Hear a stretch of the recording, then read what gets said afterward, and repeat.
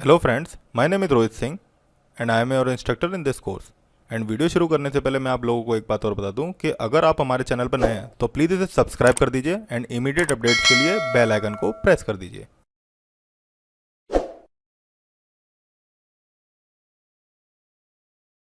देखो, last class में हमने अम, जितना भी वो था हमारा, मतलब इमेजेस कैसे प्लेस कराते हैं, इमेज बैकग्राउंड वगैरह, मतलब जो आपके कंपोनेंट थे वो हमने देखे थे, और उसके थ्रू इमेजेस को हमने प्लेस भी करा दिया था। ठीक है ना। अब तुम्हारी क्वेरी है कि तुम्हारा इमेज बैकग्राउंड कंपोनेंट यूज करके बैकग्राउंड में इमेजेस नहीं आ रही है जब तुम रिक्वायर फंक्शन का यूज कर रहे हो। तो उसके लिए मैं दिखाता हूँ, देखो क्या करते हैं। ये व्यू है मेरा, इसमें मैं क्या जी। करूंगा, इसमें मैं दे देता हूँ फ्लेक्स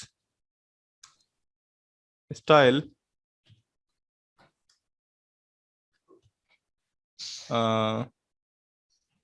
फ्लेक्स वन दे देते हैं। ठीक है, सेव कर लेते हैं अभी से। इसके अलावा यहाँ पर अब देते हैं इमेज बैकग्राउंड।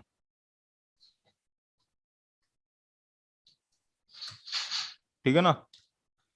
इमेज बैकग्राउंड में हम दे देते हैं सोर्स और रिक्वायर। और रिक्वायर देखने के बाद आप ऐप फोल्डर में हो, इस वाले जी app sir. App dot JS में। ऐप डॉट जेएस से आपको सुधा। पहले, सबसे पहले इससे निकलना पड़ेगा बाहर। Double dot. ठीक है ना। और एसिड्स में जाना पड़ेगा। एसिड्स में जाने के बाद आपको जो इमेज है, कौन सी इमेज आपकी, wp.jpg, wp.jpg ये दे दी। ठीक है। अब इसके बाद इसे स्टाइल दे दो। बैकग्राउंड में इमेज लानी है। हम्म, ज्यादा ही ब्रैकेट हो गए। विड्थ 100%, और इसे 100% को स्ट्रिंग में ले लो। एंड सर ये हाइट चीज समझ में नहीं आती मेरे। क्या, आप कभी 100% परसेंट में देते हो, कभी सादा देते हो।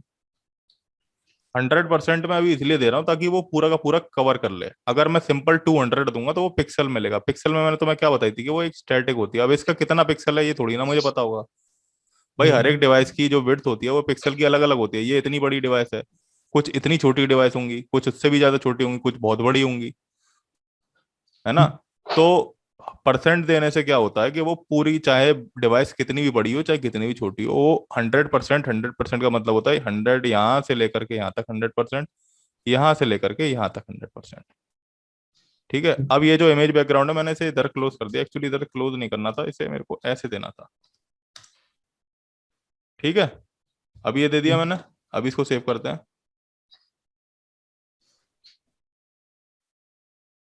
ये आ गई। कैसे आ गई जी। अब ये? अब एक एक आपने दूसरा तरीका बताया था। यही तरीका बताया था, और एक ये बताया था सोर्स के बाद URI दे करके। हाँ, ये यूआरआई क्यों दिया जाता है इसे। URI दिया जाता है कि नेटवर्क इमेजेस के लिए जिनके आगे HTTPS लग रहा होता है, यानी कि तुम्हें जिसे ऑनलाइन उठाना पड़ता है। ये तो तुम्हारी लोकल इमेज थी। कोई ऐसी इमेज जी। होती है, कभी कभी API से इमेज आ रही होती हैं जिन्हें हमें ऑनलाइन ही फैच करना होता है। तो मैं ये पूछ रहा था, जैसे कि इमेज बैकग्राउंड के अंदर हम अपनी खुद की इमेज लगा सकते हैं, तो जैसे ये और आपने तो ये खाली और बताया किसकी था। ये और किसकी इमेज थी? ये मेरी खुद की तो इमेज थी, यहाँ पर जो रखी हुई थी। नहीं, आपने एक इमेज फंक्शन क्या? खाली इमेज वाली इमेज लगा। मेरे को आवाज कट के आ रही है तुम्हारी।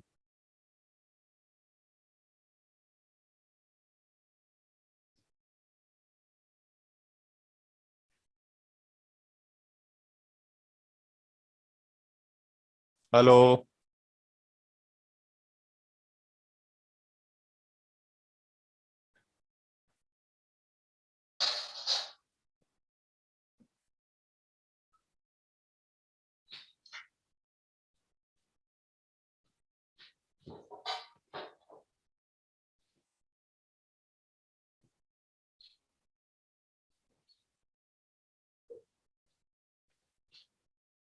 हेलो।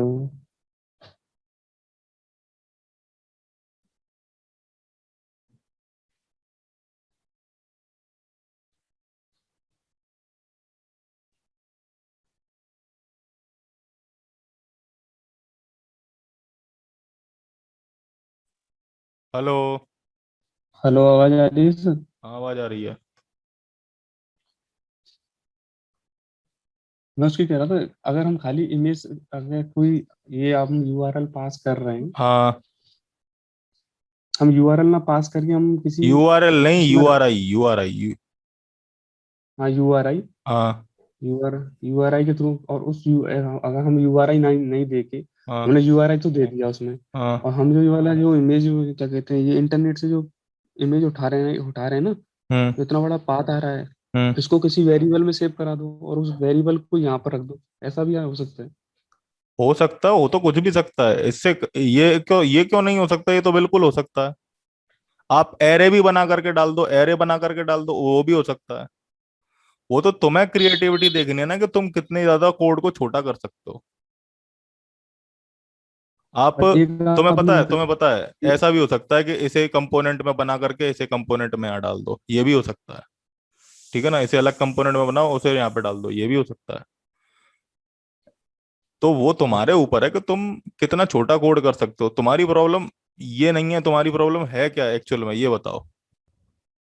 मेरी प्रॉब्लम ये है कि क्या कहते हैं, कि आपने खाली इमेज करके बता दो, खाली इमेज बैकग्राउंड में इमेज ही रख दो पूरी, एक इमेज नाम का वो था। तुमने अभी मुझसे कंटे क्या कहा था कि सर आपने जो इमेज बैकग्राउंड कंपोनेंट लिया था, उसके थ्रू मेरी हम्म, इमेज नहीं आ रही, तो मैंने इमेज बैकग्राउंड के थ्रू बता दिया। अब तुम कह रहे हो मेरी इमेज के थ्रू नहीं आ रही, तो मैं इमेज के थ्रू भी बता देता हूँ। इमेज के थ्रू भी कुछ नहीं करना मेरे को, यहाँ से बस ये क्लोजिंग इमेज टैग हटाना है। ठीक है ना, और यहाँ पर बस फॉरवर्ड स्लैश लगा देना है इस तरीके से। और यहाँ पर एक्चुअली मेरा इमेज हट गया, ये इस तरीके से लगा देना। और सोर्स की जगह, सोर्स अगर देने तो सोर्स दे दूंगा, रिक्वायर देना तो रिक्वायर दे दूंगा, जैसे मैं पहले दे रहा था, तो उससे भी आ जाएगी। ये देख लो, सिंपल सा है, और कुछ है ही नहीं इसमें।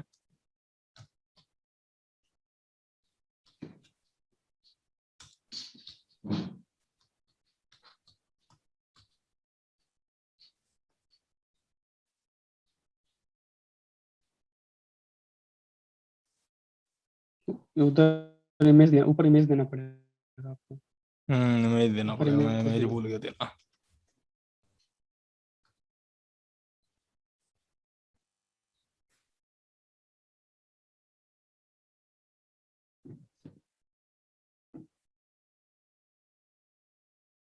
हम्म।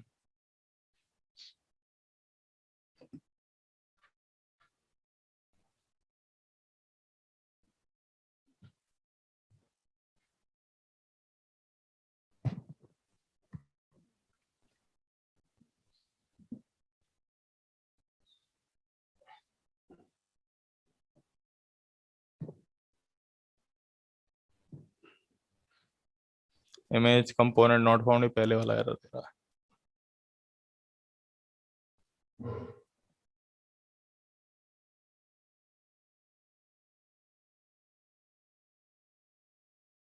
अब समझ में आया? मैंने रिएक्ट में, हाँ, हम्म। तुमने क्या किया था रिएक्ट नेटिव में, बताना क्या कह रहे थे तुम। मैंने रिएक्ट नेटिव में वेबसाइट है रिएक्ट नेटिव की। हम्म। हेलो, हाँ, हाँ। उसमें लगा था, उसमें मैंने सर्च किया था इमेज इमेज करके, हम्म। तो उसमें क्या कहते हैं, यहाँ सोर्स की जगह यूआरआई करके, और उसका वहां से इंटरनेट से इमेज उठा ली थी, हाँ, तो खाली वही तो, इमेज लगा के। वही तो मैंने किया था, और क्या किया था। ठीक। ठीक है। ठीक। हम्म। अभी कोई दिक्कत? नहीं। ठीक है।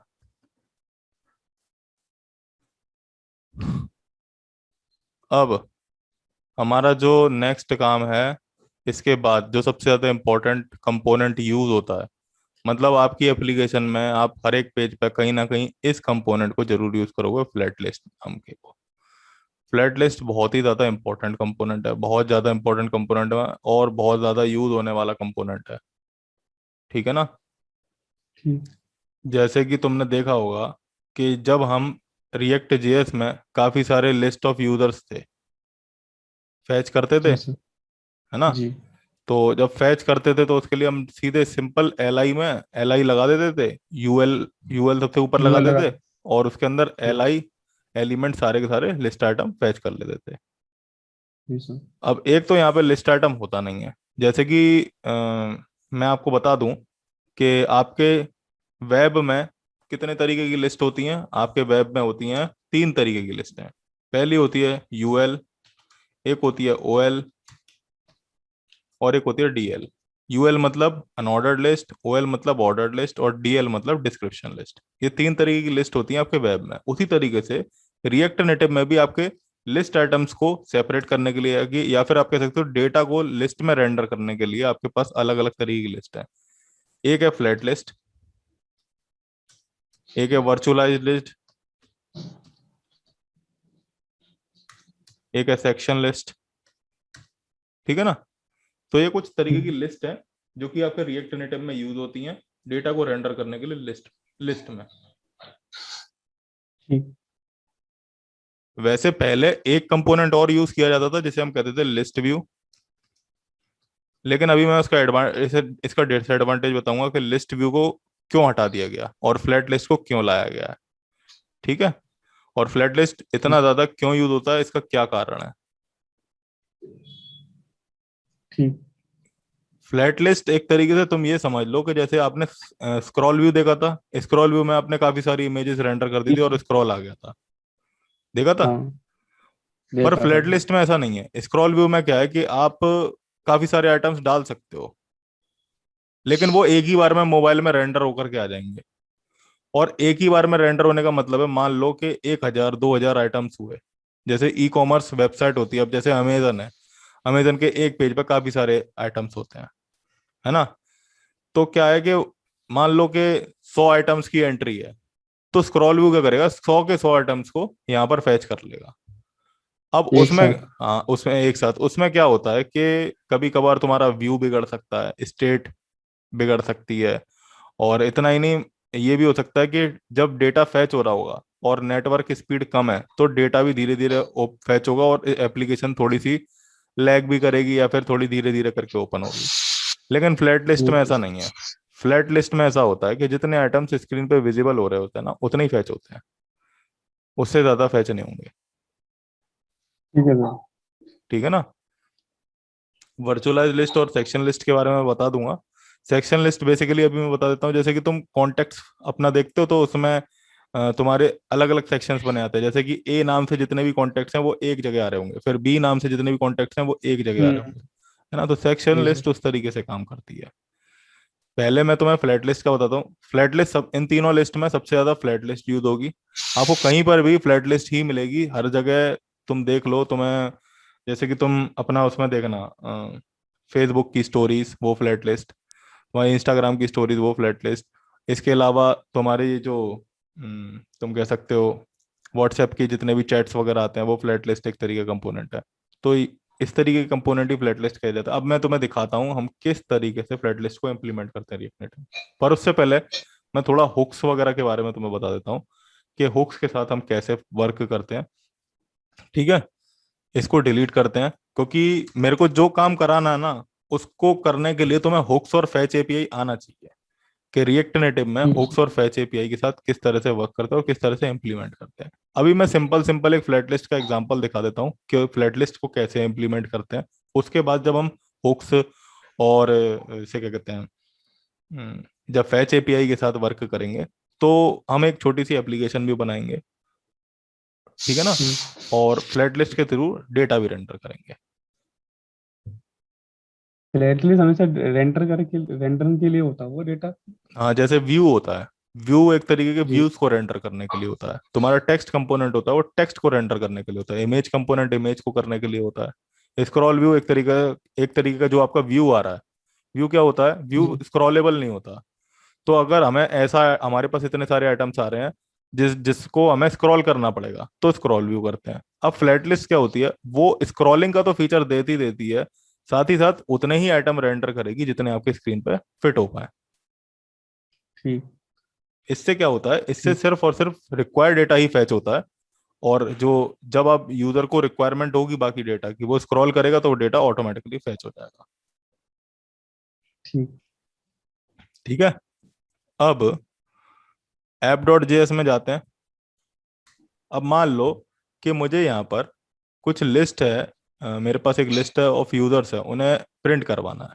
तो सबसे पहले मैं क्या करता हूँ, मैं अपना एक फंक्शनल कंपोनेंट बना लेता हूँ। और याद रखना, आप जितना भी काम करो रिएक्ट नेटिव में वो मोस्टली फंक्शनल कंपोनेंट पे डिपेंडेंट करो, क्लास कंपोनेंट में ना ही करो तो ज्यादा अच्छा है, क्योंकि क्लास कंपोनेंट आजकल कंपनी नहीं यूज करती है ज्यादा।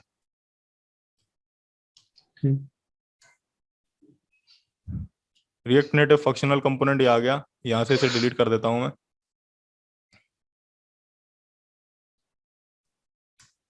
कांस्टेंट ऐप, ठीक है ना। और यहाँ पर अब ठीक। हम देखो सबसे पहले फ्लैट लिस्ट के बारे में पढ़ लेते हैं कि क्या है। ठीक है, द फ्लैट ठीक। List component is among the simplest and most used react native component. अभी मैंने बताया कि फ्लैट लिस्ट एक तरीके का बहुत ज्यादा यूजेबल कंपोनेंट है, एप्लीकेशन में सबसे ज्यादा यूज होता है। Flat list is a component that displays a limited number of item that can fit inside the current window and rest of the items will be render with the list scrolling action. मैंने कहा था कि जितने आपके items हैं flat list में, जितने भी आपके डेटा आ रहा है वो उतना ही आपको दिखाई देगा जितना कि आपका स्क्रीन पे आ रहा है। बाकी जब डेटा दिखाई देगा जब आप स्क्रॉल करोगे।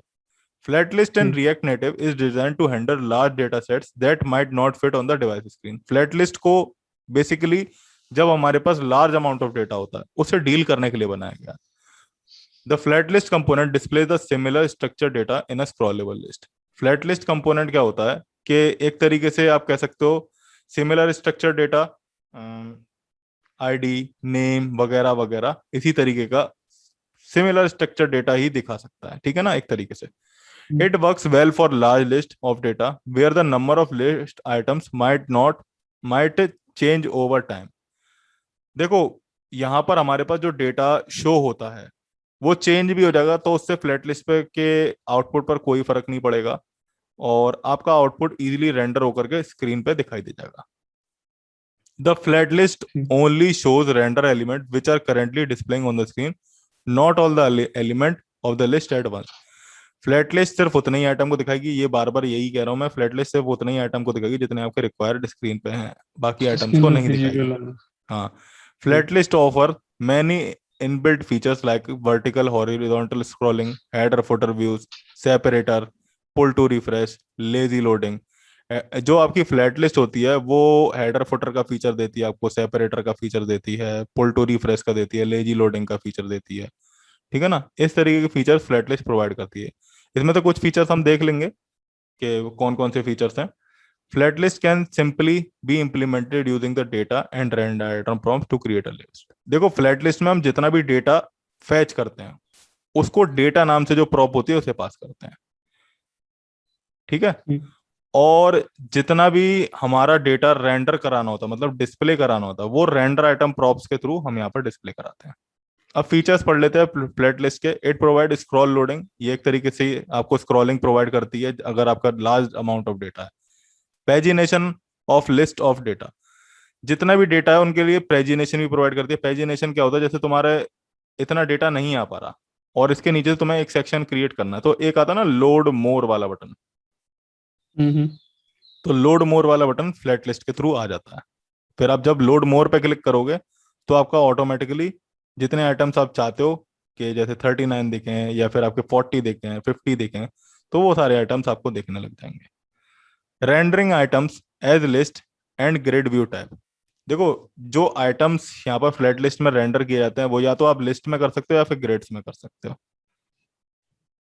ठीक। ठीक है, cross platform optional horizontal mode, मतलब इसे आप डेटा को हॉरिजॉन्टली भी कर सकते हो, बाय डिफॉल्ट वर्टिकली होकर के आएगा आपके पास डेटा रेंडर होकर के। Header and footer support, separator support, pull to refresh. देखो अभी सिर्फ और सिर्फ हम बेसिक एग्जांपल देखेंगे फ्लैट लिस्ट के, जो कि जिससे कि तुम्हें समझ में आ जाए कि फ्लैट लिस्ट किस तरह से वर्क करती है। याद रखना फ्लैट लिस्ट कंपोनेंट बहुत ज्यादा इंपॉर्टेंट है। ये थोड़ा सा कभी कभार डिफिकल्टी भी हो जाता है, लेकिन जिस तरह से मैं समझाऊंगा तुम्हें बिल्कुल भी डिफिकल्ट नहीं लगेगा और फ्लैट लिस्ट इजीली तुम हैंडल कर लोगे फ्लैट लिस्ट से डेटा। ठीक। एडवांटेज इस फ्लैट लिस्ट के क्या है, flat list show only needed item on the screen, simple and easy, pull to refresh functionality. Pull to refresh मतलब आप ऊपर से नीचे स्लाइड करते हो तो एक रीलोडर आ जाता है, हाँ हाँ, तो वो पुल टू रिफ्रेश देखा है। फंक्शनलिटी होती है। ठीक है ना। Hmm, provide smooth scrolling, smooth scrolling मतलब आप स्क्रॉल करते हो वो स्मूथ स्क्रॉलिंग होती है। अब फ्लैट लिस्ट में ये जो आपकी प्रॉप्स हैं जो सबसे ज्यादा यूज होती हैं वो ये प्रॉप्स हैं। ठीक है। ठीक।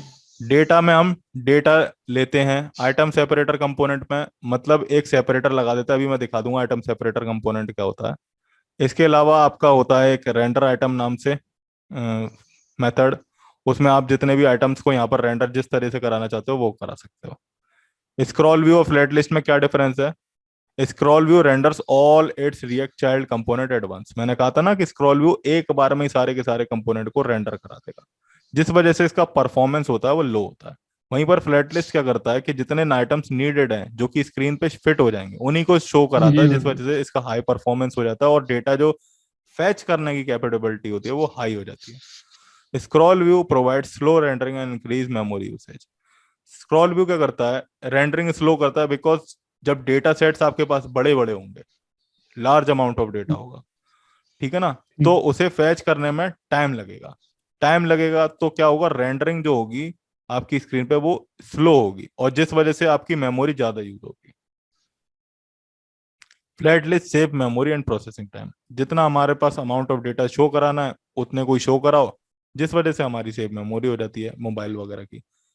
देखो, मोबाइल के केस में मैं एक बात बता दूं कि जैसे तुम्हारे पास डेस्कटॉप है और तुम्हारे हम्म, पास लैपटॉप्स हैं, तो लैपटॉप्स का कॉन्फ़िगरेशन और मोबाइल के कॉन्फ़िगरेशन में अंतर होता है। वहां पर जो आपकी परफॉर्मेंस होती है मोबाइल एप्लीकेशंस में वो बहुत ज़्यादा मायने रखती है, उधर एक एक बाइट मायने रखता है। क्यों? क्योंकि क्या है कि आपकी मोबाइल में जो रैम होती है वो ज़्यादा नहीं होती है ना। ठीक। मोबाइल में जो रैम होती है वो ज़्यादा नहीं होती है, तो जिस वजह से क्या होता है हमें देखना पड़ता है कि हमारे ऐप में कहीं पर लोड तो नहीं पड़ रहा है ऐप पे, और मोबाइल की प्रोसेसिंग में भी तो लोड नहीं पड़ रहा, क्योंकि उस आपकी ऐप के साथ साथ और भी एप्स भी बैकग्राउंड में रन कर रही होती हैं। इसके बाद मैं बता दूं लिस्ट व्यू और फ्लैट लिस्ट। देखो, पहले कंपोनेंट यूज होता था लिस्ट व्यू, फ्लैट लिस्ट से पहले। फ्लैट लिस्ट नया कंपोनेंट है। लिस्ट व्यू ठीक। क्या है? लो परफॉर्मेंस आपको देता था। लिस्ट व्यू अब हटा दिया गया है। रेंडर डेटा करता था बिल्कुल उसी तरीके से, वर्टिकल मैनर में, हॉरिजॉन्टली नहीं करता था, स्लो था। लिस्ट व्यू के साथ एक और दिक्कत थी कि लिस्ट व्यू भी है ना पूरा का पूरा डेटा आपको दिखा देता था, शो कर देता था। ठीक। ठीक है। अब फ्लैट लिस्ट के बारे में पढ़ लिया जितना पढ़ना था, अब फ्लैट लिस्ट को इम्प्लीमेंट करते हैं। तो यहाँ पर हमारा एक एग्जांपल बन रखा है, मैं एक डेटा नाम से बनाता हूँ। अब देखो, फ्लैट लिस्ट को सबसे पहले इंपोर्ट कर लेते हैं यहाँ पे। फ्लैट लिस्ट, फ्लैट लिस्ट के को जो डेटा मुझे पास करना है सबसे पहले मैं वो डेटा बना लेता हूँ। तो मैं एक वेरिएबल ले लेता हूँ कांस्टेंट डेटा करके। अब ठीक। फ्लैट लिस्ट में जो डेटा एक्सेप्ट होता है वो एरे ऑफ ऑब्जेक्ट्स होता है। तो एरे बनाया, और एरे बनाने के बाद इसके अंदर हम अब डिफरेंट डिफरेंट ऑब्जेक्ट्स बना देंगे। तो मैं पहला ऑब्जेक्ट बना देता हूँ आईडी। आईडी याद रखना हमेशा स्ट्रिंग में ही एक्सेप्ट होगी, इसलिए आईडी को हमेशा स्ट्रिंग में ही पास करना। तो मैंने यहाँ पर 1 दे दिया और आईडी यूनिक होनी चाहिए। ठीक है। ठीक। आईडी के बाद आप चाहो तो आईडी 1 2 3 करके दे सकते हो। आप चाहो तो आईडी, अगर आपके पास बहुत सारा डेटा है तो आप इस तरीके से ना दे करके आप टेम्पलेट लिटरल्स का यूज करो। डॉलर लगाओ, ठीक है ना, करली ब्रेसेस दो, और उसके बाद दो मैथ डॉट फ्लोर, और उसके अंदर मैथ डॉट रैंडम। अब ये यहाँ पर देने से क्या हुआ अभी मैं तुम्हें दिखा देता हूँ। एक काम करता हूँ, इसे ही पहले दिखा देता हूँ। यहाँ पर हेलो ही कर देते हैं, हेलो, और इसे कॉपी कर लेते हैं मैथ डॉट फ्लोर और मैथ डॉट रैंडम को, कंट्रोल सी, इसको कमेंट आउट कर देता हूं मैं। ठीक है ना। अभी करते हैं हम console dot log math dot floor और मैथ डॉट रैंडम। अभी मैं पहले सबसे पहले मैथ डॉट रैंडम दिखाता हूँ, ठीक है ना, तो अभी तुम्हें समझ में आएगा। अभी मैंने फाइल को सेव कर लिया और इसे एक्सपोर्ट भी कर देते हैं। एक्सपोर्ट डिफॉल्ट ऐप, ठीक है। ठीक। अभी फाइल को हम सेव करते हैं, सेव ऑल, और हम इसे इधर देखते हैं जरा। अब ये रिफ्रेश हो जाएगी। कंसोल में अपने अभी मैथ डॉट रैंडम आ जाएगा। एक रैंडम, अच्छा सॉरी, ये एक चीज मेरे से रह गई मिसिंग। तुमने देखा यहाँ पर मैथ डॉट रैंडम देने से 0.2728045 इस तरीके से दे रहा है, जी। दे रहा है ना। तो क्या है कि आप इस तरीके से दे रहे हो 0.27। अब अगर आप अगली बार रिफ्रेश करोगे देखना, तो अगली बार कुछ और आएगा।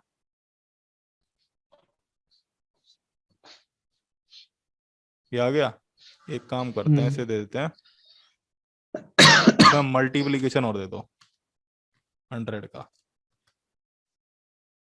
अभी 85 आ रहा है, ठीक है ना। फिर से रिफ्रेश करो, अब तुम्हारा अलग आएगा, देखना अभी।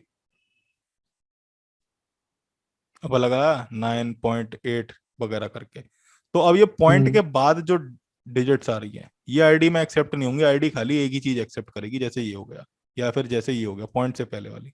तो इस चीज को रखने के लिए हम इसको क्या करेंगे, इसको कट करते हैं और मैथ डॉट फ्लोर इसको लेते हैं और यहाँ पर पेस्ट कर देते हैं। ये वैसे जावास्क्रिप्ट का पार्ट है, मेरे यहाँ पे बता रहा हूँ तुमको, क्योंकि तुमने जावास्क्रिप्ट नहीं पढ़ी होगी अभी ठीक से। अब देखो इसमें 61 आया। अभी फिर रिफ्रेश करते हैं, तो देखना अभी इसमें दूसरा आउटपुट आएगा। रिफ्रेश हो रही है वो।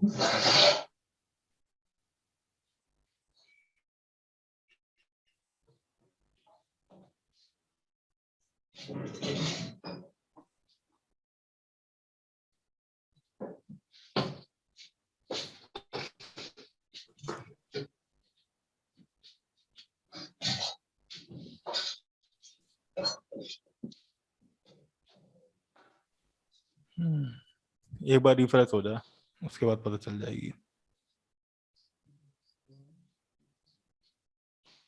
ये रिएक्ट नेटिव में ही आता है ये फंक्शन या जावास्क्रिप्ट में ही आता है? जावास्क्रिप्ट में आता है ये फंक्शन मैथ डॉट फ्लोर।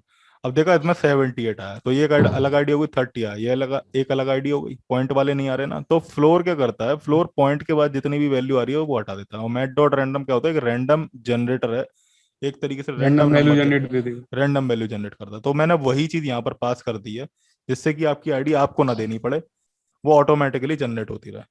पर फिलहाल मेरे पास डेटा है कम, इसलिए मैं 1 2 3 ही ले लेता हूँ, ठीक है ना। ठीक। याद रखना स्ट्रिंग में ही आईडी दी जाएगी। इसके बाद मैं ले लेता हूं अपना नाम एंड एज 27। ऑल्सो मैं यहाँ पर और भी मैंने क्या कहा था, डेटा जो होता है वो एरे ऑफ ऑब्जेक्ट्स होता है, डिफरेंट ऑब्जेक्ट्स, अलग अलग तरीके के मैं ऑब्जेक्ट क्रिएट कर लेता हूँ यहाँ पर। एक ऑब्जेक्ट, दो ऑब्जेक्ट, तीन ऑब्जेक्ट, चार ऑब्जेक्ट, ठीक है ना। इस तरीके से चार ऑब्जेक्ट अलग अलग मैंने क्रिएट कर लिए। आईडी दे दी सबको अलग अलग। आईडी हमेशा अलग ही होनी चाहिए, 3 4 एंड 5। और यहाँ पे रोहित, अमन, विशाल,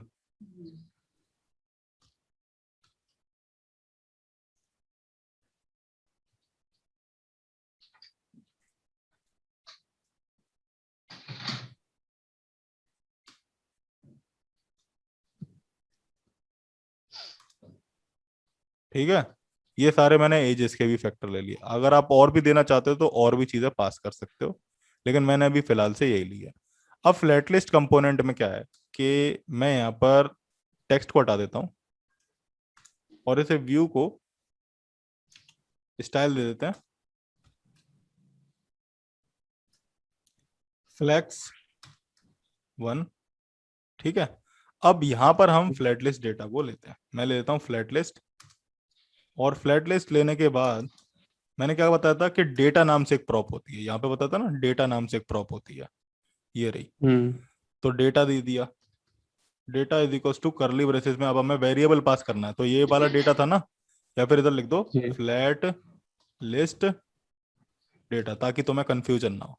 यहाँ पे कॉपी किया और वो यहाँ पे डाल दिया, ठीक है। ठीक। इसके बाद आपका होता है अगली प्रॉप्स क्या है, आइटम सेपरेटर कंपोनेंट। इसके बारे में अभी बाद में बताता हूँ, पर पहले हम देखते थे रेंडर आइटम के बारे में, क्योंकि ये थोड़ा सा कंफ्यूजिंग चीज है। रेंडर आइटम, रेंडर आइटम में सबसे पहले क्या करो, ये किया मैंने, ठीक है। और इसमें एक आर्ग्यूमेंट पास किया ARG। अरे मैंने इसे करली ब्रेसेस में नहीं लिया।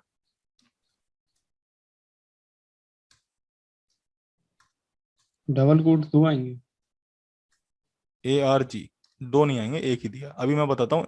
मैं यहाँ पर अब मान लो कि हम जो हमारा फंक्शन होता था उसमें हम आर्ग्यूमेंट पास करते थे, है फंक्शन ना। में आर्गुमेंट दे देते हाँ, फंक्शन में पैरामीटर के हिसाब से। आर्ग्यूमेंट देते थे। अब देखते हैं ये जो आर्ग्यूमेंट ये दे रहा है, मतलब उसने डेटा लिया, और डेटा लेने के बाद अब हम रेंडर कराएंगे तो डेटा इसमें आ जाता है एक तरीके से, ठीक है ना। अब यहाँ पर ये जो ठीक। आर्ग्यूमेंट है ना, आर्ग्यूमेंट में देखते हैं कौन सा डेटा आ रहा है, कंसोल करते हैं, console dot log ARG। Dot data. ठीक है ना, अभी कुछ मत डालो, यार खाली ARG, बस खाली आर्ग्यूमेंट जो आप यहाँ पर रिसीव हो रहा है। अभी फाइल को सेव ठीक। करते हैं, रिफ्रेश करते हैं, तो तुम देख रहे होगे कि यहाँ पर डेटा आ रहा है index 0, और आइटम जो है आइटम, तुम देखना, इसको थोड़ा सा मैं बड़ा कर देता हूँ। अभी नहीं दिख रही, दिखाई नहीं दे। दिख गया। हाँ हाँ, index zero item, age index zero twenty है सेवन आपका, इंडेक्स वन। इंडेक्स 0 है आपका, आपका आइटम है, और आइटम के अंदर आपकी ये एज और ये आईडी और ये नेम जो डेटा था मेरा वो है, यही तो जी। है ना। जी सर। तो मैं क्या करूंगा, मैं यहाँ पर, अब ये एक तरीके से जैसे तुम प्रॉप्स देखते थे, यहाँ पर तुम्हारे पास प्रॉप्स भी तो एक ऑब्जेक्ट होता था, और उसमें भी ऑब्जेक्ट की तरह आपका नेम एज वगैरह पास होता था, जी सर। है ना। तो अगर मुझे इस आइटम को ही लेना है, मतलब इसमें से आइटम्स ठीक। के वेरिएबल्स को ही लेना है, तो अब मैं इसे डिस्ट्रक्चर करूंगा। यहाँ पर डिस्ट्रक्चर करने के लिए करली ब्रेसेस लगाऊंगा और इसमें पास कर दूंगा आइटम, ठीक है। जो मेरे पास ठीक। आर्ग्यूमेंट आ रहा था, आर्ग्यूमेंट को डिस्ट्रक्चर किया। अब आर्ग्यूमेंट में डिस्ट्रक्चर करने के बाद एक तो आपका आइटम आ जाएगा, एक आपका इंडेक्स आ जाएगा, ठीक। और एक आपका सेपरेटर आ जाएगा। डिस्ट्रक्चर करने का मतलब अलग अलग कर दिया मैंने। ये मेरे पास जो आर्ग्यूमेंट ऑब्जेक्ट आ रहा था मैंने उसे बिल्कुल अलग अलग कर दिया, इंडेक्स अलग कर दिया। अब देखो मैं यहाँ पे अलग अलग पैरामीटर भी एक्सेस कर सकता हूँ, इसका इंडेक्स भी एक्सेस कर सकता हूँ, ठीक है। अब कंसोल डॉट लॉग आइटम देखते हैं पहले, आइटम में क्या आ रहा है। सेव करते हैं, रिफ्रेश करो इसे, तो देख रहे हो आइटम में देने से क्या हुआ, आपके पास जो डेटा था वो आ गया, हम्म। आ गया ना। डेटा था। हाँ। अब हम्म। हमेशा याद रखना, कभी भी फ्लैट लिस्ट में रेंडर आइटम लगाओ तो आइटम नाम से ही आप डिस्ट्रक्चर करो, बिकॉज यहाँ पर हमेशा जो चीज आएगी वो आइटम ही आएगी, यहाँ पर जो आएगा वो हमेशा इंडेक्स ही आएगा। ये आइटम वही है ना जिसके अंदर, आइटम के अंदर जो तीनों चीज डले, नाम एज आईडी हाँ हाँ रहती हाँ, है। यहाँ पर ये जो डेटा हमने पास किया था ना, ये वही चीज है। आइटम ये वाला ना, इंडेक्स के हाँ, जीरो के बगल में जो आइटम्स लिखा हुआ है। ठीक। index 0 के बगल में ये जो आइटम लिखा हुआ है ना, यही वाला आइटम है ये। नेट स्लो चल रहा है ऐसा लग रहा है, दिख नहीं रहा। हाँ। ठीक। ठीक है, ये जो आइटम है आपका ये वाला, यही यहाँ पर मैंने लिखा हुआ है, और उसके बाद उसी को कंसोल ठीक। करा हुआ है। क्लियर। ठीक। अब और ये ये जो इंडेक्स क्यों लिखा है आपने? इंडेक्स इसलिए लिखा है ना, देखो अगर मान लो कि तुमने आईडी नहीं दी, जैसे कि आपकी वैसे तो आईडी देना जरूरी होता है आपको हर एक डेटा में, लेकिन मान लो कि आईडी नहीं दी, तो उस केस में ठीक। आप अपने डेटा को कैसे पहचानोगे, या फिर आपके डेटा हाँ में ये कोई तो। आईडी नहीं है, उसके लिए इंडेक्स होता है। ठीक। जैसे कौन कि सी नाम आपके पोजीशन रिएक्ट पे? जेएस में जब आप एलआई एलिमेंट को रेंडर कराते थे तो वो एक की प्रॉप मांगता था आपसे, मांगता था, जी जी। है ना। तो की की और। प्रॉप, हाँ की प्रॉप में यही होता था। अब जैसे क्या है कि मेरे पास जितने भी आइटम्स हैं मैं उन सबको रेंडर करा लेता हूँ। रेंडर कराने के लिए देखो, अब मैं इसको यहाँ पर हटाता हूँ इसे, और पैरेंथेसिस लगा देता हूँ। अब यहाँ पर हम एक व्यू ले लेते हैं, क्योंकि ये जो रेंडर आइटम होता है ना ये रिटर्न करता है एक जेएसएक्स एलिमेंट। जेएसएक्स एलिमेंट क्यों रिटर्न करता है, क्योंकि यहाँ पर आपका जेएसएक्स ही तो दिखेगा, हम्म। है ना, इसलिए जे जेएस। एस एक्स दिखेगा। हाँ, अभी मैंने दे दिया टेक्स्ट, और टेक्स्ट देने के बाद यहाँ पर ले लिया आइटम। अब खाली आइटम देने से काम नहीं चलेगा, बिकॉज ये एक ऑब्जेक्ट है, और टेक्स्ट जो होता है वो एक टेक्स्ट स्ट्रिंग को ही एक्सेप्ट करता है। तो आइटम के अंदर आपके पास एज है, एज ले लो, नेम है, नेम ले लो, ठीक है ना। तो मैं क्या करता हूँ, ठीक। आइटम मैं यहाँ पर देता हूँ hello item dot name your age is items not age. Item dot age. ठीक है, अभी मैं फाइल को सेव करता हूं।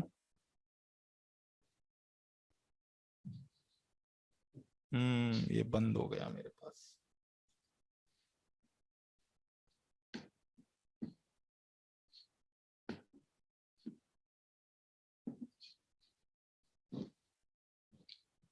इसे रिफ्रेश करते हैं।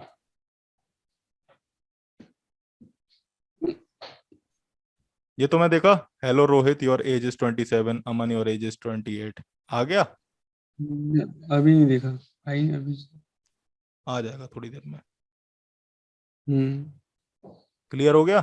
सारे सभी आ गए। सभी आ गए ना। तो इस हम्म। तरीके से हम लिस्ट को रेंडर कर। अब यहाँ पर तो मैंने स्टाइल भी कर सकते हो, जैसे कि क्या है कि मैं यहाँ पर एक टेक्स्ट ले लेता हूँ, टेक्स्ट कंपोनेंट, और इस टेक्स्ट कंपोनेंट में दे देता हूँ रिएक्ट नेटिव फ्लैट लिस्ट। ठीक है, अब यहाँ पर ये जो है, मैं इसमें भी स्टाइल यूज कर लेता हूँ।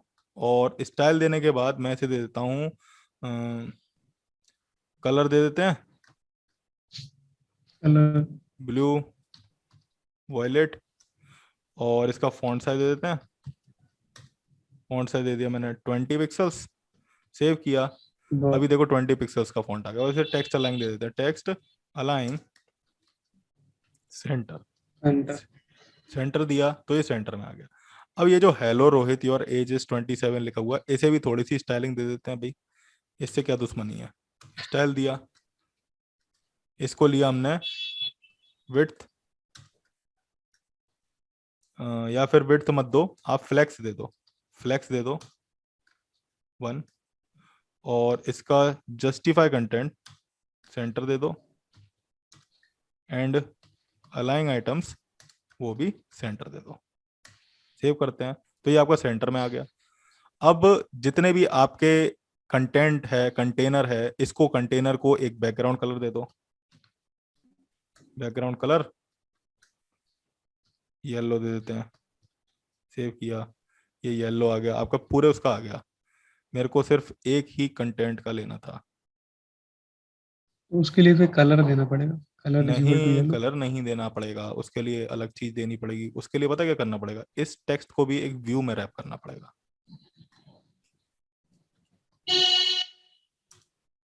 ठीक है ना। अब हर एक टेक्स्ट के ऊपर एक व्यू होकर के आएगा। अभी स्टाइल दिया हमने, बैकग्राउंड कलर। आपने ऐसा क्यों किया, ये चीज दोबारा भी क्यों लगाया, ये समझ में नहीं आ रहा मुझे। एक्चुअली मैं बता दूंगा अभी मैं क्यों लगाया। हो सकता था हम पहले वाले व्यू से भी काम कर सकते थे। हाँ, पहले वाले व्यू से भी काम कर सकते थे। तुम रहने दो, तुम मत लगाओ इसे। वो एक्चुअली क्या है कि मेरे को, हाँ, मैंने है ना एक चीज समझ ली थी कि जैसे मैंने यहाँ पे दिया था ना बैकग्राउंड कलर, हम्म। बैकग्राउंड कलर ये येलो। बैकग्राउंड कलर येलो, तो ये सारा आ गया था। तो एक्चुअली ये सारा इसलिए आ रहा है क्योंकि ये सारे आइटम एक दूसरे से जुड़े हुए हैं, इस वजह से ये सारा का सारा हम्म। दिख रहा है। लेकिन अगर इन सब में मैं दे दूंगा मार्जिन, मार्जिन टॉप, और मार्जिन टॉप से हम दे देंगे 5, तो देखो सारे आइटम्स अलग अलग हो गए, हम्म। है ना। ठीक। ठीक है, अब इसी तरीके से इसमें पैडिंग दे दो, हेडिंग 5। 20 दे दो। पैडिंग दे दी तो इस तरीके से आ गया आपका डेटा। तो अच्छा लग रहा है ये थोड़ा सा। हम्म। अब टेक्स्ट का साइज देना चाहो, टेक्स्ट का साइज बढ़ा दो। तो इस तरीके से फ्लैट लिस्ट में से डेटा रेंडर करते हैं। अब क्या है, यहाँ पर तुम्हें दिख रहा होगा कि आइटम्स जो हैं वो सारे के सारे आ रहे हैं। लेकिन मुझे जब मैंने किस। बैकग्राउंड कलर येलो नहीं दिया था, जैसे कि मैंने ये हटा देता हूँ, पैडिंग वगैरह, ठीक है ना। तो क्या है कि बैकग्राउंड कलर येलो दे देते हैं। तो तो क्या है कि ये पूरा का पूरा डेटा पूरे बैकग्राउंड कलर में आ गया। डेटा। लेकिन मुझे ये नहीं पता चल रहा कि डेटा सेपरेट हो रहा है कि नहीं हो रहा। तो इसके लिए क्या लगाते हैं, इसके लिए लगाते हैं आपकी next prop item separator component. ठीक है, आइटम सेपरेटर कंपोनेंट यहाँ पे लगाता हूँ मैं। Item separator component is equals to parenthesis curly braces, इस तरीके से हम इसे दे देते हैं। अब आइटम सेपरेटर कंपोनेंट क्या होता है कि इसके बीच में एक लाइन आ जाएगी। मतलब जितने भी आपके फ्लैट अच्छा लिस्ट के ये आइटम्स आ रहे हैं ना, एक रेंडर होगा, उसके बाद एक आइटम सेपरेटर कंपोनेंट लग जाएगा। तो उसके लिए मैं क्या करता हूँ, एक व्यू बना लेता हूँ। अभी देखना क्या होगा। व्यू बनाया मैंने, इसको स्टाइल दी,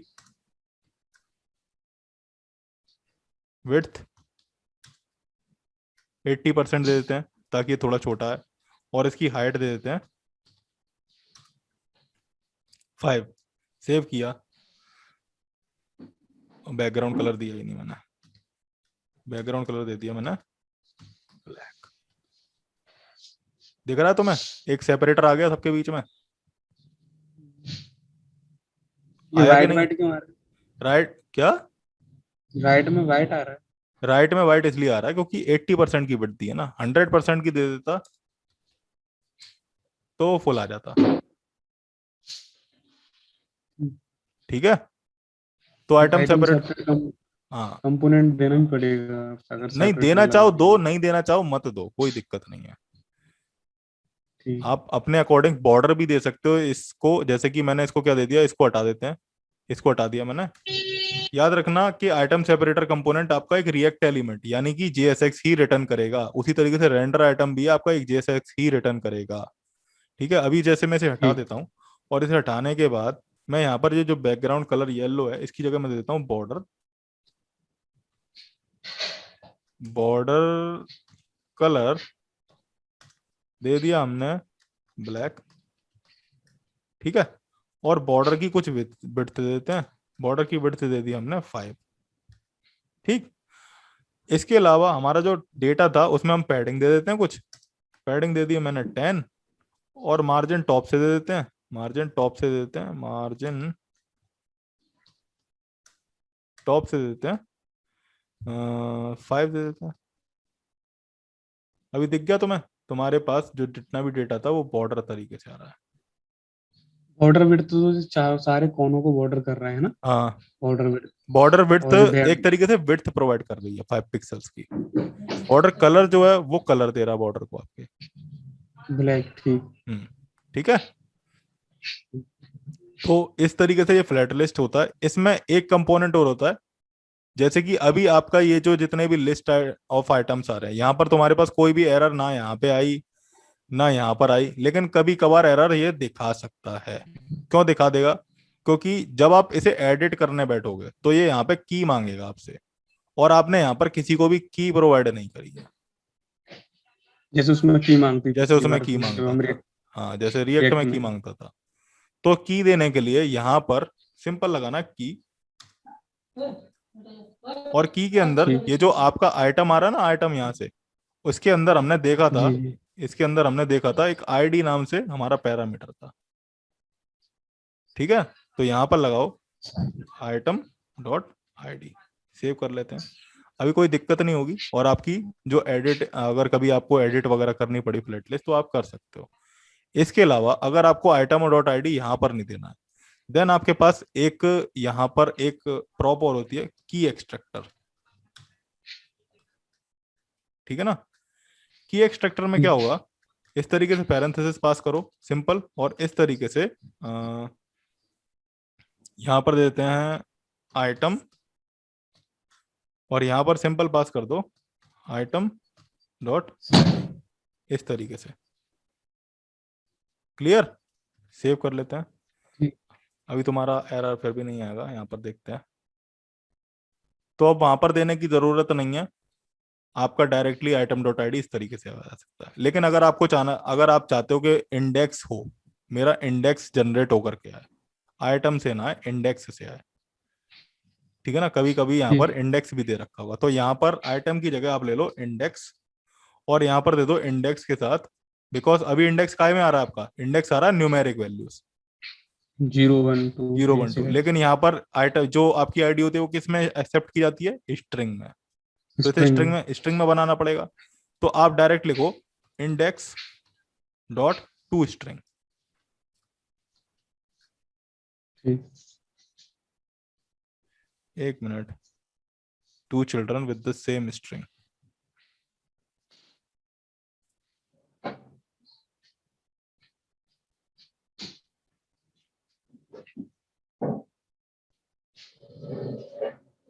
सेम कीज के साथ दे रहा है। ओके, ये 0 1 2 3 दे दिया ना मैंने।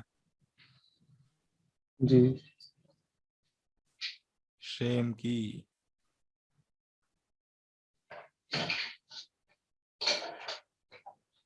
एक बात करना, एक काम करना, तुम आइटम को ही दे देना, इंडेक्स को मत देना, ठीक है ना। वैसे इंडेक्स को इसी तरीके से देते हैं, अभी वो कोई की उसे मिल रही होगी, अब मेरे को नहीं पता चल रहा कि कौन सी सेम की उसे मिल रही है, ठीक है। ठीक। आप आइटम्स को ही दे देना, ठीक।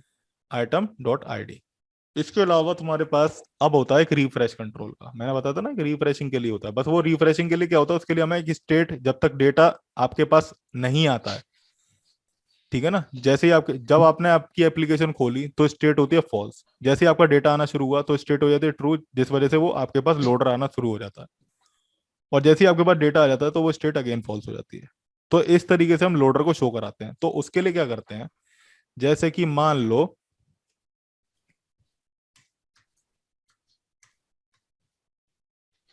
कि फ्लेक्स बन के लिए हम मार्जिन भी दे सकते हैं ना, मार्जिन पैडिंग, या उधर रिएक्ट नेटिव फ्लैट टेस्ट के हाँ हाँ पास ही आ जाए। हाँ हाँ, मार्जिन पैडिंग दे सकते हो। अब जैसे क्या है कि मेरे को एक एक्टिविटी इंडिकेटर शो करवाना है स्क्रीन पे, या फिर पुल टू रिफ्रेश देखें। चलो एक्टिविटी इंडिकेटर वाला मतलब डेटा फैच करने वाला तो तब देखेंगे जब हम लोग इसके साथ वर्क करेंगे, ठीक है ना। तो क्या करते हैं, एक होता है आपके पास रिफ्रेश कंट्रोल, रिफ्रेश कंट्रोल। ठीक है ना। अब इसके ठीक। अंदर हम देते हैं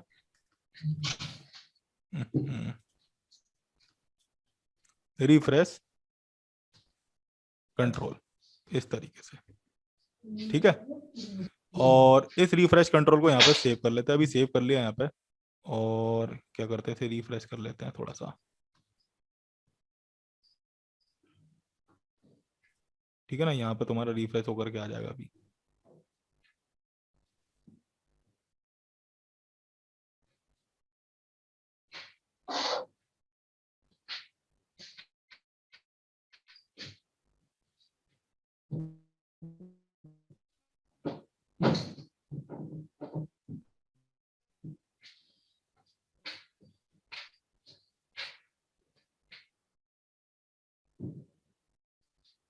एक आपने कैपिटल लिया, एक स्मॉल लिया, रिफ्रेश कंट्रोल। कहाँ पे, आर। ये तो प्रॉप है और ये एक एलिमेंट है, रिफ्रेश मतलब कंपोनेंट है रिफ्रेश कंट्रोल, ठीक है ना। कैपिटल आर वाला देखो वैसे तो तो हम इसकी, एलिमेंट है। देखो इसकी जगह हम पता है दो तरीके से लगा सकते हैं रिफ्रेश कंट्रोल को।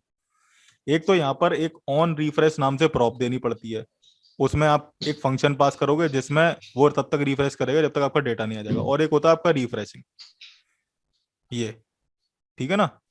तो ये दो चीजें होती हैं। हम्म। पर अभी मैं रिफ्रेश कंट्रोल बताता हूँ तुम्हें। रिफ्रेश कंट्रोल में हम यही दोनों पैरामीटर पास कर देते हैं, रिफ्रेशिंग। और रिफ्रेशिंग की दो वैल्यू होती है, ट्रू होती है और एक फॉल्स होती है। मैं दे देता हूँ ट्रू, सेव करते हैं। ठीक। अभी तुम्हें दिख गया, आ गया, हम्म। है ना। जब तक ये ट्रू रहेगा, जब तक ये रिफ्रेश मतलब लोडर घूमता रहेगा।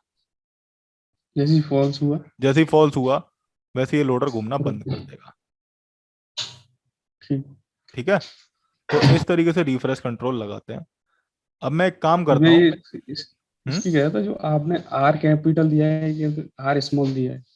ये वाली है इसकी प्रॉप, और ये वाला है ठीक। कंपोनेंट, जैसे कि व्यू हो गया, टेक्स्ट हो गया, अच्छा अच्छा, ठीक। ठीक है ना। दो तरीके से दे तो फिर। सकते हैं, या तो आप रिफ्रेश कंट्रोल इस तरीके से दे सकते हो, या फिर क्या कर सकते हो, इसे हटाओ और यहाँ पर दो refreshing is equals to true दे दो इसे।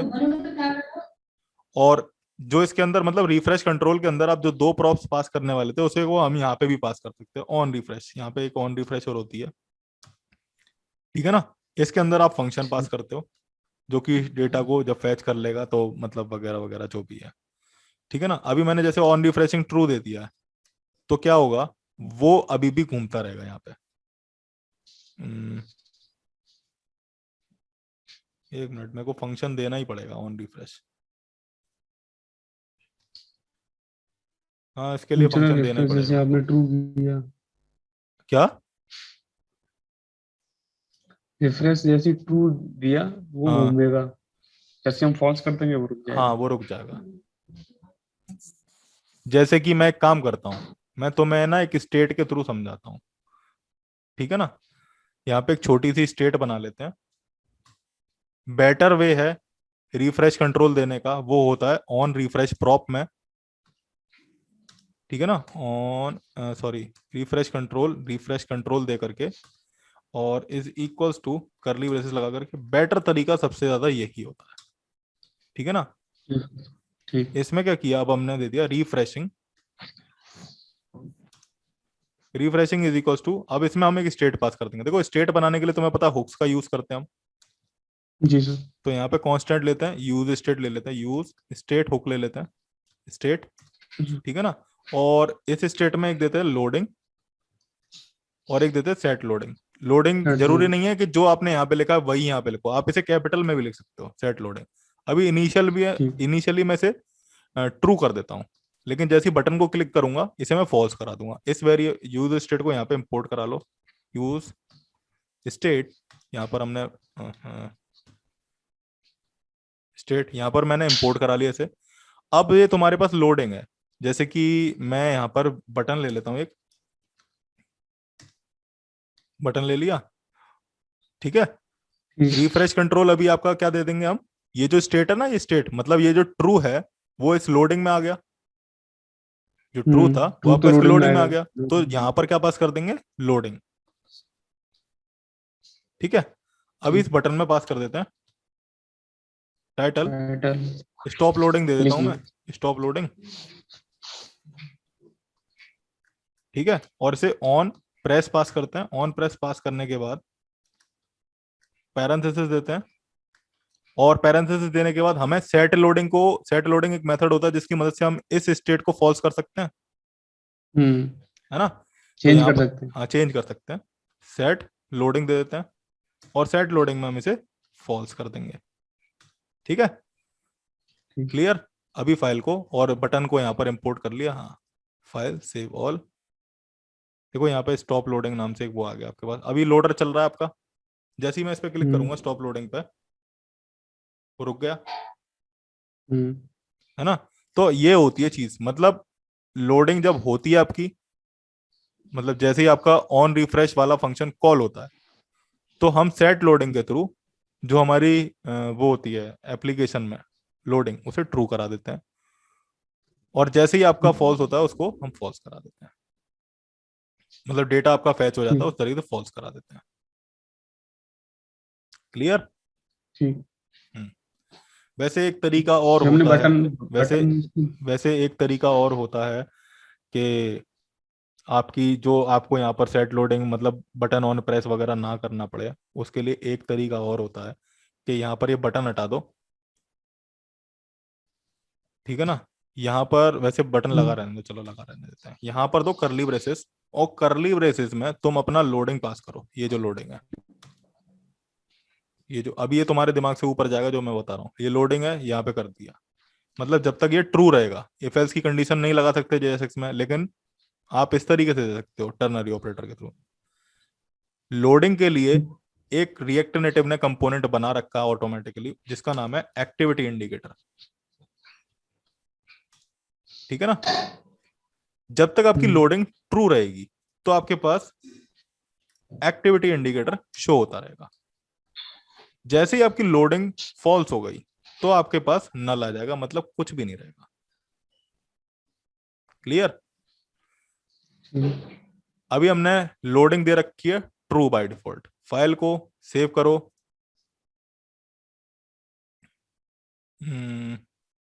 रिफ्रेश करने पे क्यों नहीं आया, हुक्स लगा रखा है ना इसके नीचे वाला। देखो लोडिंग आ रहा बटन है अभी भी। बनाइए बटन। इसे एक काम करो, इसको हटा देते हैं, अभी सेव करते हैं। हम्म, देखते हैं क्या करता है ये।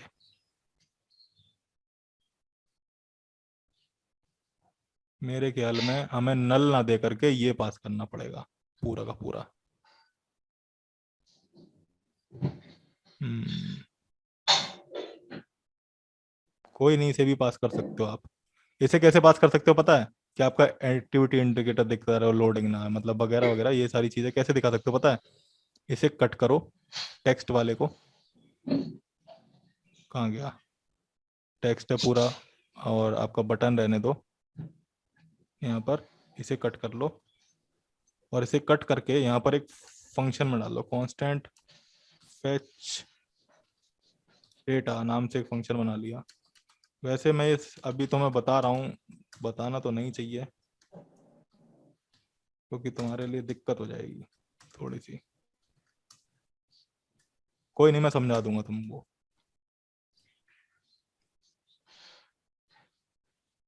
ठीक है, ये हो गया, हमने ये कर लिया। तो फैच डेटा नाम से जो मेथड है वो कॉल हो जाएगा।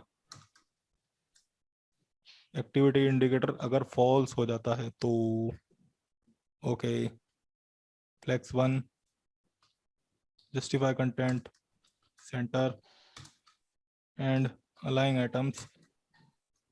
आ रहा है समझ में? आ रहा है।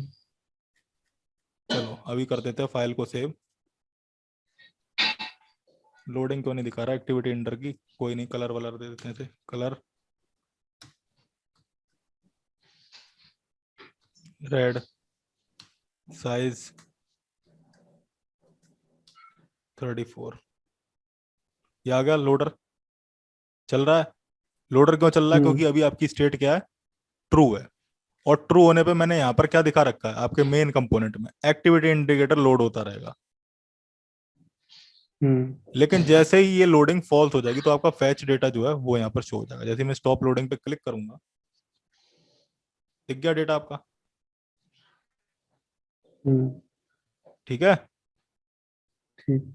तो इस तरीके से आप डेटा को भी फैच कराते हो। पर अभी हम नेक्स्ट, अब जो अगली क्लास होगी उसमें हम एक छोटी सी एप्लीकेशन, पहले रिएक्ट नेटिव में, सॉरी ये एक्चुअली थोड़ा फैच थोड़ा एपीआई वगैरह कर लो तुम। ठीक है ना? ये वाला थोड़ा समझ में कम समझ में आया, एक्टिवेटर इंडिकेटर। ये वाला कम समझ में आया ना? वो मेरे को पता थी कि हाँ। कम समझ में आएगा। एक्चुअली देखो क्या है कि मैंने क्या किया, फैच डेटा लिया। मैंने क्या लॉजिक बनाया, मैंने लॉजिक ये बनाया कि जब तक मेरी लोडिंग जो है, मतलब ये जो है ये वाले जो है ये ट्रू वो रहेगी। यानी कि लोडिंग को ठीक। ट्रू क्यों रखा? क्योंकि डेटा कुछ टाइम तक नहीं आएगा। शुरू में ये नहीं है ठीक। एकदम से डेटा आ जाएगा, आपकी एप्लीकेशन खुली और डेटा आ गया। डेटा को आने ठीक। में अगर आप एपीआई से फैच कर रहे हो तो टाइम लगता है। ठीक। ठीक है। ठीक। तो शुरू में दे दिया हमने ट्रू। तो ट्रू देने पे मैंने एक्टिविटी इंडिकेटर नाम से एक कंपोनेंट फैच करा रखा था। तो एक्टिविटी इंडिकेटर इस तरीके का इंडिकेटर दे देता है आपका। तो एक्टिविटी इंडिकेटर यहाँ पर मैंने ट्रू करने पे दिखा दिया यूजर को, जब तक ठीक। लोडिंग आपकी ट्रू थी। लेकिन जैसे ही आपका फैच डेटा, मतलब जैसे ही आपका डेटा फैच हो जाएगा तो मैं क्या करूंगा, इसी फैच डेटा में कहीं ना कहीं ऑटोमेटिकली लोडिंग स्टेट को फॉल्स करा दूंगा। तो ऑटोमेटिकली क्या होगा कि जब आपका लोड, मतलब डेटा नहीं आया होगा, तो एक्टिविटी इंडिकेटर है, सीधी सी बात है, शो हो रहा होगा। लेकिन जैसे ही मैं डेटा फैच कर लूंगा इस फैच डेटा नाम के फंक्शन में, सेट लोडिंग करके उसे फॉल्स करा दूंगा ऑटोमेटिकली। तो वो फॉल्स हो जाएगा और हमारे पास डेटा रेंडर होकर के आ जाएगा। तो ये दो तरीके होते हैं जिसमें हम डेटा को शो करा सकते हैं अपनी एप्लीकेशन में। ठीक। ठीक है ना? क्लास कंपोनेंट के थ्रू थोड़ा सा डिफिकल्ट पड़ जाता है, पर मैं अब जहां तक है फंक्शनल कंपोनेंट की अप्रोच यूज करता हूँ। ठीक। ठीक है, चलो ठीक है, आज के लिए ठीक। इतना ही। कोई डाउट? मैं पूछ लूंगा फिर अगर कोई डाउट हुआ तो। ठीक है, ठीक ये है। आपने मिस्टेक कह रहा था, ये आपने फिर एक अलग से फंक्शन क्यों बनाया था? फेस डेटा नाम से आपने वहां से अलग से कट फंक्शन, करके। देखो अलग से फंक्शन इसलिए बनाया था क्योंकि अगर मैं उसी टेक्स्ट को यहाँ पर लगा देता पूरे के पूरे को तो ये अजीब सा लगने नहीं लग जाता हम्म। है ना? तो इसे मैंने क्या कहा, कोड को तुम अलग अलग पार्ट्स में डिवाइड करना सीखो। इसको भी पता है मैं दूसरे कंपोनेंट में डाल करके यहाँ पे ले सकता हूँ। ठीक है ना? तो फाइल का साइज और छोटा हो जाएगा। भाई तुम्हें जब रिएक्ट ने एक तरीके की फंक्शनैलिटी ऐसी दे रखी है, कोड को जितना हो सके, कोड स्प्लिटिंग जितनी हो सके उतनी कर लो, जितनी हो सके। हम्म। ठीक है ना? तो वो तुम्हारे को ठीक। दिमाग लगाना है कि मैं कितनी कोड को छोटा कर सकता हूँ हर एक फाइल के। ठीक है, ठीक।